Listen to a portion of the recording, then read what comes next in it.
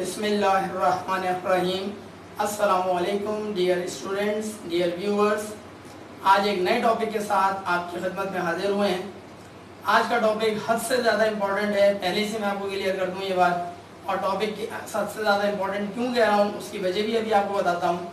Topic का नाम है हमारे पास कॉन्टीजेंट लायबिलिटी।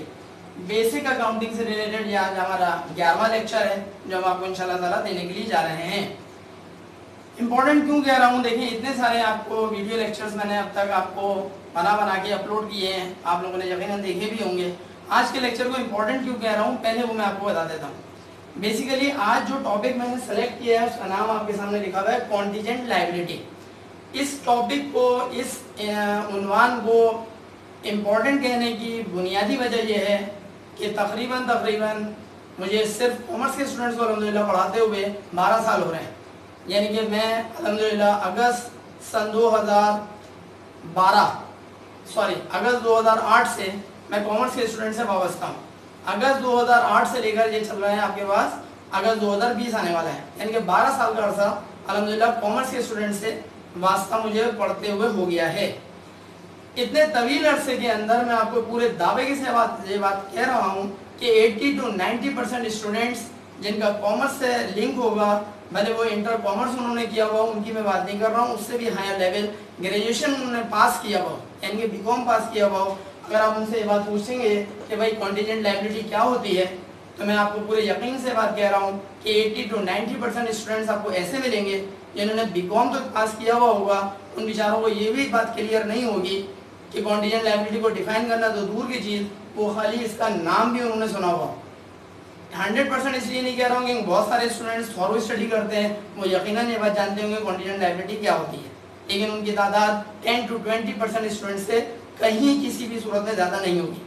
और मैं आपको एक मजे की बात और बताऊँ, हमारे एक दफ़ा एक टीचर ने भी ये बात बताई थी कि इंटरव्यू में उनसे पूछ लिया गया था कि कॉन्टीजेंट लायबिलिटी क्या होता है, क्योंकि बहुत सारे स्टूडेंट जो कॉमर्स से ताल्लुक़ रखते हैं वो current liability, long term liability वगैरह के बारे में जानते हैं, कॉन्टीजेंट लायबिलिटी का उन्होंने नाम भी नहीं सुना हुआ होता है। लिहाजा उनके लिए लाजमी है कि वो थॉरो स्टडी करें ताकि each and every aspect commerce से रिलेटेड उनको मालूम होना चाहिए।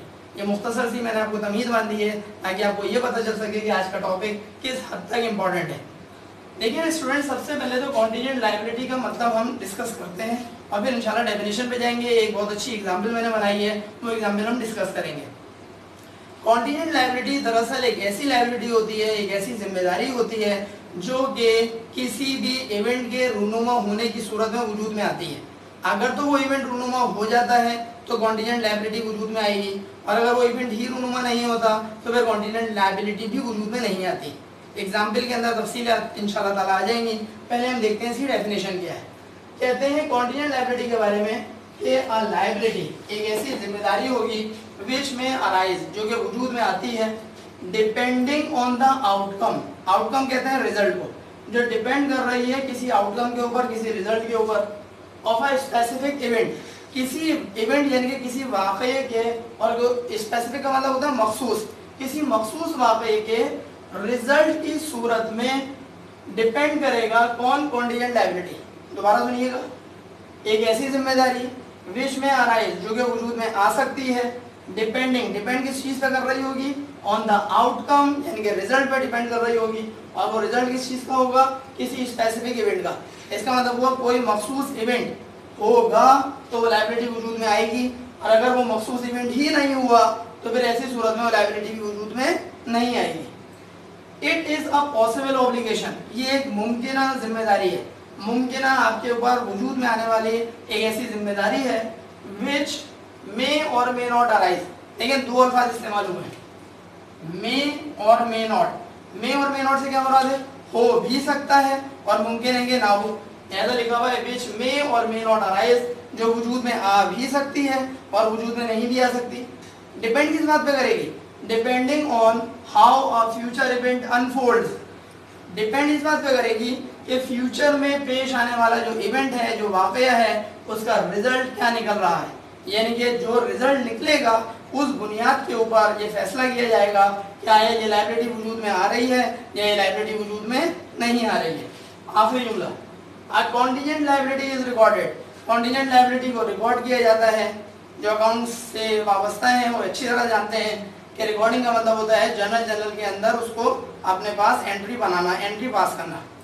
कहते हैं कॉन्टीजेंट लायबिलिटी रिकॉर्ड की जाएगी when it can be estimated, जब आप इसको एस्टिमेट कर सकते हो, else it should be disclosed, और अगर आप उसको एस्टिमेट ना कर सकते होंगे तो फिर क्या होगा, आप उसको सिर्फ और सिर्फ डिस्क्लोज कर देंगे। डिस्क्लोज जाहिर सी बात है कहाँ किया जाता है, फाइनेंशियल स्टेटमेंट्स के जो कंपोनेंट्स होते हैं उनमें से एक कंपोनेंट होता है नोट्स टू द अकाउंट्स, और उन नोट्स टू द अकाउंट्स में इसको डिस्क्लोज किया जाता है। यहाँ वाले एक आध अल्फाज या जुमले जो हैं वो कह लीजिए आपको सही तरह क्लियर नहीं हुआ होगा, एग्जाम्पल जो देने जा रहा हूँ उसमें इंशाल्लाह ताला बिल्कुल पानी की तरह ये पूरी एग्जाम्पल, पूरी आपको जो डेफिनेशन है वो इंशाल्लाह क्लियर होने वाली है। एग्जाम्पल इसकी कुछ यूँ है कि फ़र्ज़ करिए आपकी ये कंपनी है और आपकी कंपनी के ऊपर किसी दूसरी कंपनी ने एक लॉ सूट फाइल किया हुआ है, कानूनी तौर पर उसने एक जो है वो एक आपके ऊपर जो है वो जुर्माना करने के लिए उसने जो है वो कानूनी कार्रवाई करते हुए आपके खिलाफ एक मुकदमा दायर किया हुआ है। बताइए मुकदमे की रकम फर्ज कर लेते हैं वो 10 करोड़ रुपए, फर्जी फिगर है ये। इसका मतलब ये हुआ किसी दूसरी कंपनी ने आपकी कंपनी के ऊपर फर्ज कर लीजिए 10 करोड़ रुपए मालियत का एक मुकदमा दायर कर दिया है। मुकदमा ये दायर कर दिया है हर जाने का मुकदमा कि आपको भरना है। अब आपकी जो कंपनी है, फर्ज करें आपकी कंपनी के जो इस डिपार्टमेंट से ताल्लुक़ रखने वाले लोग हैं, यानी कि आपकी कंपनी के जो लॉ डिपार्टमेंट के जो अफराद हैं वो ये देख रहे हैं, लीगल डिपार्टमेंट के जो अफराद हैं वो ये बात देख रहे हैं कि आपकी पोजीशन जो है, आपकी कंपनी की पोजीशन वो अच्छी नहीं है, ना आपके पास सबूत है, ना आपके पास दलाइल है, ना आपके पास जो है गवाह हैं, और अगर हैं भी तो कमज़ोर हैं, और सामने वाली पार्टी के पास ये सारी चीज़ें मजबूत पोजीशन में। लिहाजा इस बात के रोशन इम्कान हैं कि सामने वाली पार्टी जो है, सामने वाली जो कंपनी है वो जो मुकदमा है वो जीत जाएगी और आपकी कंपनी मुकदमा हार जाएगी। इस बात के रोशन इम्कान पहले से नज़र आ रहे हैं। अगर तो ये सूरत हाल है कि आपकी कंपनी के तरफ से जो मामलात हैं वो बड़े नाजुक हैं और सामने वाला केस जीतने के इम्कान रोशन हैं, तो आपको करना ये पड़ेगा कि 10 करोड़ रुपए मालियत के हवाले से अपनी बैलेंस शीट के अंदर, यानी कि अपनी कंपनी की बैलेंस शीट के अंदर कॉन्टीजेंट लायबिलिटी क्रिएट कर लेंगे आप। क्यों क्रिएट कर लेंगे? क्योंकि कॉन्टीजेंट लायबिलिटी जो है वो आपके सर पर खड़ी होने वाली है जैसे ही आप मुकदमा हारेंगे। इसका मतलब ये हुआ इवेंट क्या हो जाएगा, मुकदमे का हारना और सामने वाले का मुकदमे का जीतना।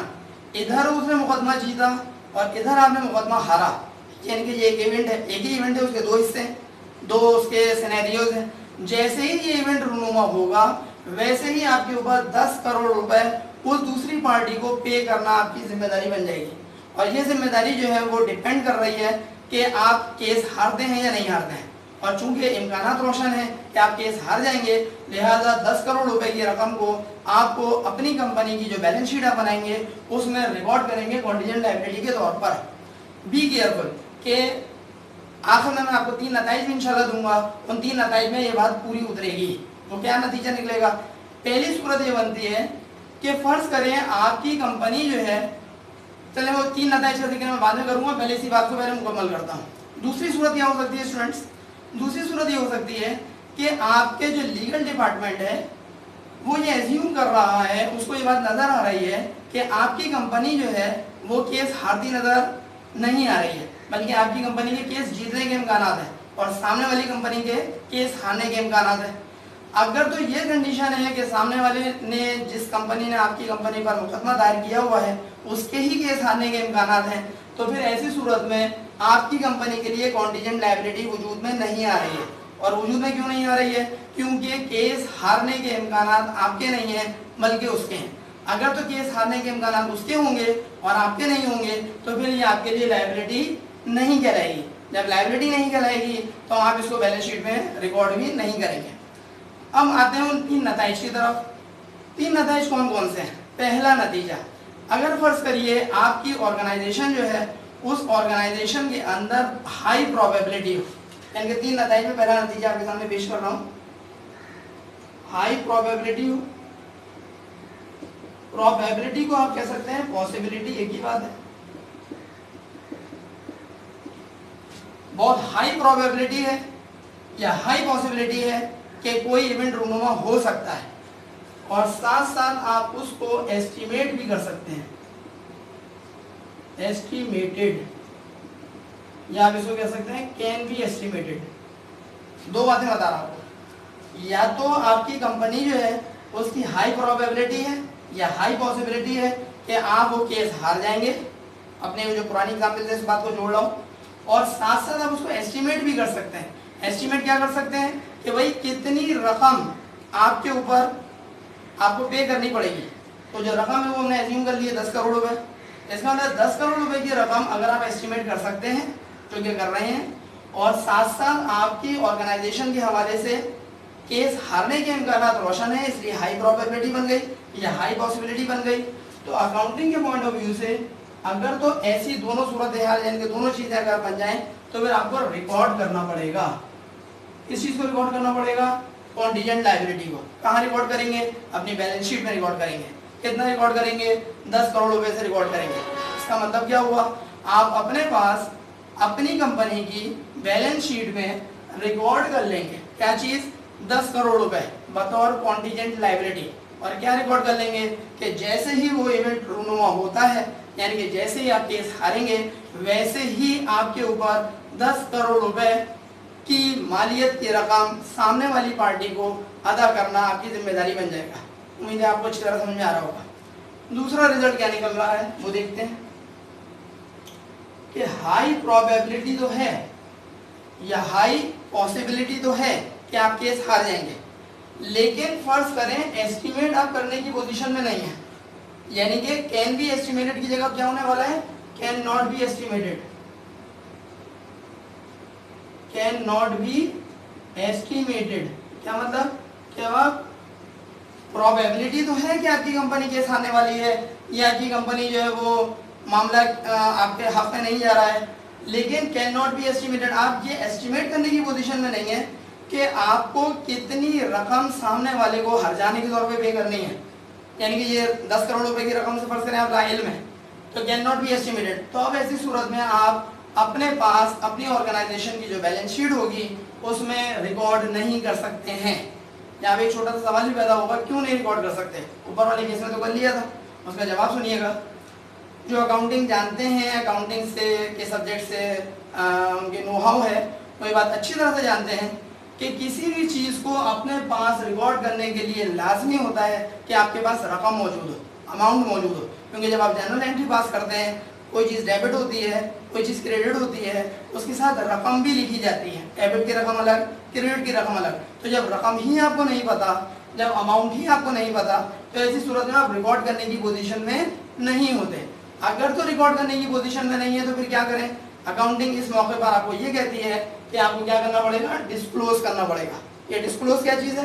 कि आपको अपने ऑर्गेनाइजेशन के जो फाइनेंशियल स्टेटमेंट्स होते हैं, उन फाइनेंशियल स्टेटमेंट्स में से एक कंपोनेंट है जिसका नाम है नोट्स टू द अकाउंट्स। इन नोट्स टू द अकाउंट्स के अंदर सारी इंफॉर्मेशन होती है आपके ऑर्गेनाइजेशन से रिलेटेड कि आप अपनी कौन सी पॉलिसीज को फॉलो कर रहे हैं, आप इन्वेंट्री के कौन सा मेथड यूज कर रहे होते हैं, डेप्रिसिएशन का कौन सा मेथड यूज कर रहे होते हैं। ईच एंड एवरीथिंग आपके ऑर्गेनाइजेशन से रिलेटेड अगर किसी को कुछ जानना है तो वो नोट्स टू द अकाउंट्स को स्टडी करके मालूमात हासिल कर सकता है। उन नोट्स टू द अकाउंट्स के अंदर आप इस कॉन्टीजेंट लायबिलिटी को क्या करा देंगे? डिस्क्लोज करा देंगे। इसका मतलब रिकॉर्ड करने की बजाय आप कराएंगे डिस्क्लोज। डिस्क्लोज करने का मतलब होता है अपनी जो आपकी ऑर्गेनाइजेशन की वो बनेगी नोट्स टू द अकाउंट्स, और नोट्स टू द अकाउंट्स के अंदर आप ये बात मेंशन करा देंगे, डिस्क्लोज करा देंगे कि जनाब अली हमारे ऊपर कॉन्टीजेंट लायबिलिटी वजूद में आने वाली है या वजूद में आ सकती है।